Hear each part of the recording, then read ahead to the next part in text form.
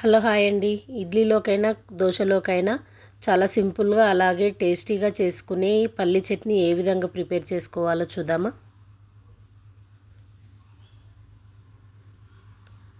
ముందుగా స్టవ్ పై కడాయి పెట్టి దానిలో మనకు కావాల్సినన్ని పల్లీలు వేసుకొని సిమ్లో పెట్టి బాగా వేయించుకోవాలి.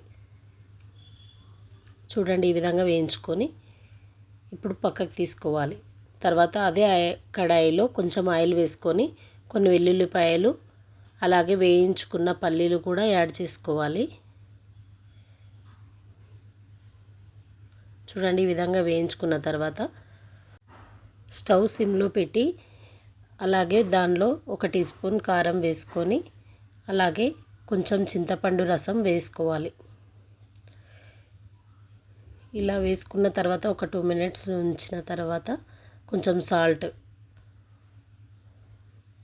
వేసుకొని అది చల్లారాక మిక్సీ జాడీలో మిక్సీ పట్టుకోవడమే, అంతే. చూడండి, ఈ విధంగా అవుతుందండి. టేస్ట్ అయితే చాలా చాలా బాగుంటుంది. ఒకసారి మీరు కూడా ట్రై చేయండి.